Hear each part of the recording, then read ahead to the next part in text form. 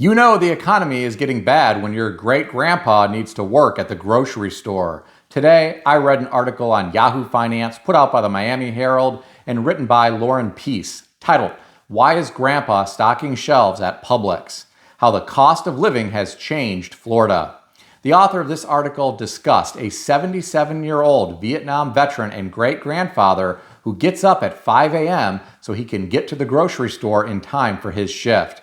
He purchased a condo in Florida with his wife in 2021, and they thought his military pension and his wife's Social Security would be enough. 7 months into retirement, they started having budget problems because of more expensive groceries, car insurance, and condo fees, along with home repairs.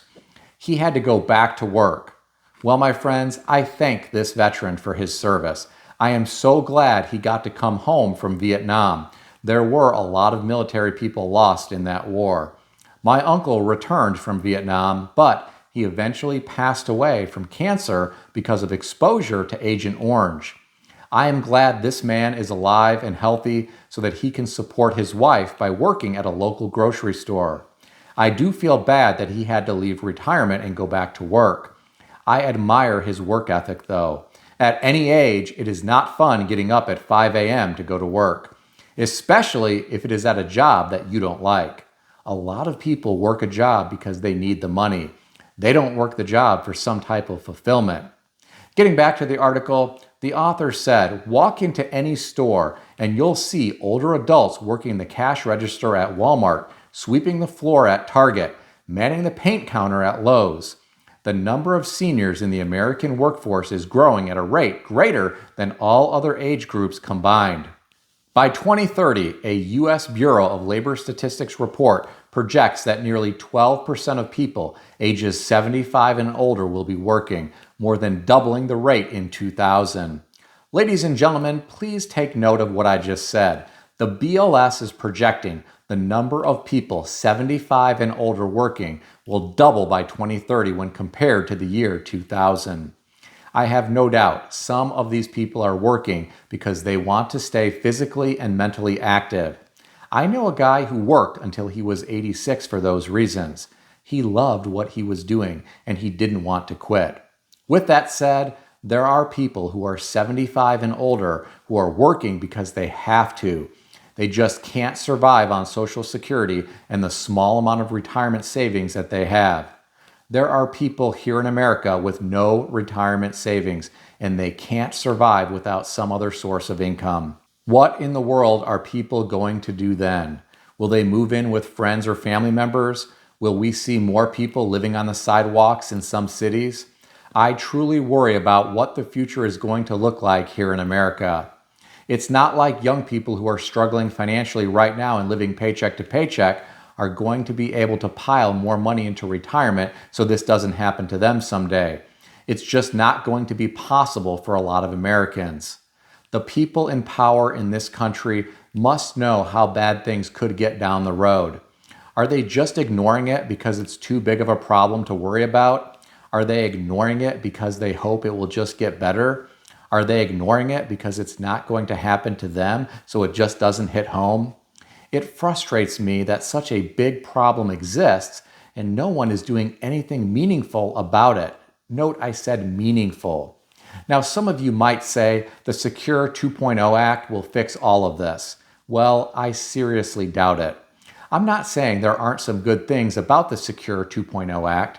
I just don't think it is going to fix the retirement crisis in America. I think if you walked down the street and asked random people to tell you what the Secure 2.0 Act involves, they would just stare at you. Now, some of you might say there is no retirement crisis in America, and I'm just being doom and gloom.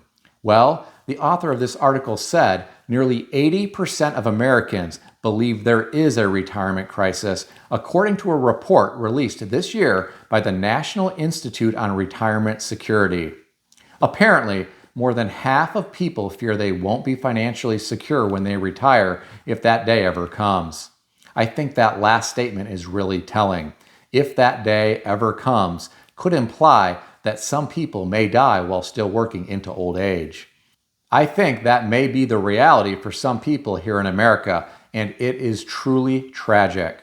America is often referred to as the greatest nation on earth, and this is what is happening here to older generations, including some who put their lives on the line to serve this country in the past. It troubles me to think about it. I read some of the comments beneath this article. One of the commenters said, "This trend of our elders working long past when they want to, often in blue-collar or retail or service jobs, is disgusting. They have already worked their whole lives. Our nation's politicians get better than any of us while they vote to keep us in poverty." The next commenter said, "With the current economic situation in the U.S., it will be difficult for the average wage earner to save for retirement. Every dollar is absorbed by inflationary prices. The issue is rooted in Congress. There is no economic plan, just a spending plan, and we will be paying for years for the inept politicians we have in Washington." It is not just retirement age people who are struggling financially.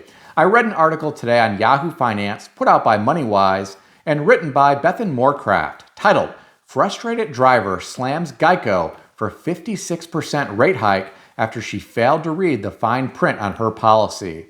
The author of this article referenced a young woman who was frustrated after her car insurance bill with Geico jumped from $120 to $202, which is a whopping 56% increase. When she called Geico, she was informed this increase was due to her poor performance in the Drive Easy program that logs your driving behaviors, such as how fast and how far you drive, how hard you brake, and how often you use your phone. Well, my heart goes out to this woman. No one wants to get a surprise increase from their insurance company. In my opinion, technology can be great at times, but this is something I would never want to participate in. I have no interest in having a company monitor everything I do in my car. I'd rather go with a different insurance plan option with the carrier or consider a different carrier, but that's just me. Understand, I'm not discouraging anyone from getting insurance with Geico, but I'm also not endorsing them. Complete your own due diligence and get the best coverage and the best price for your particular needs. On the topic of technology monitoring your every move, I thought about buying a new generation Toyota Prius to replace my aging 2004 Toyota Camry with over 400,000 miles on it. However, there is a feature that I would absolutely hate. This driver monitor alert system will beep at you every time you take your eyes off the road. I read online you can disable this system. I don't know if that's true because I don't own one of these vehicles, and I haven't bothered to ask the Toyota dealership about it. I'm so frustrated with dealerships and their crazy prices for vehicles and service. At times, I want to buy a very old vehicle with an inline 6-cylinder engine and plenty of room under the hood where I can fix everything myself. I'm very frugal and I hate being price gouged at dealerships for repairs. And independent shops that I've used in the past haven't been great about getting my vehicle repairs completed on time. My current car has been very reliable, and it's been fairly inexpensive to repair. I feel bad for people with import luxury cars. Some have no idea what they are getting themselves into when they buy those cars. Some believe the hype that some of those cars are the best engineered in the world and they will last forever. Some might last forever if you dump thousands or tens of thousands of dollars into them on a regular basis. That's not something I have any interest in doing, and quite frankly, I don't know how a lot of people can stomach the cost of repairs for a lot of vehicles these days. Maybe that's why there are a lot of used cars with deferred maintenance, because people can't afford to get the work done. If any of you watching this video are mechanics, I'd love to hear some stories about customers you have interacted with. Share them in the comment section below. Please keep in mind that everything in this video is for entertainment purposes only, and nothing in this video is financial advice or advice of any kind. If you need advice, seek advice from a qualified professional in good standing who puts your interests first and foremost. If you enjoyed this video, consider subscribing to the channel. Please also consider sharing this video with your friends. I want to extend a special thanks to everyone who has subscribed to this channel. I want to also thank all of my channel members. Check out some of the great books that I suggest you consider reading in the description below. I've included Amazon affiliate links to these books. As an Amazon associate, I earn from qualifying purchases. Stay healthy and wealthy. I'll see everyone in the next video.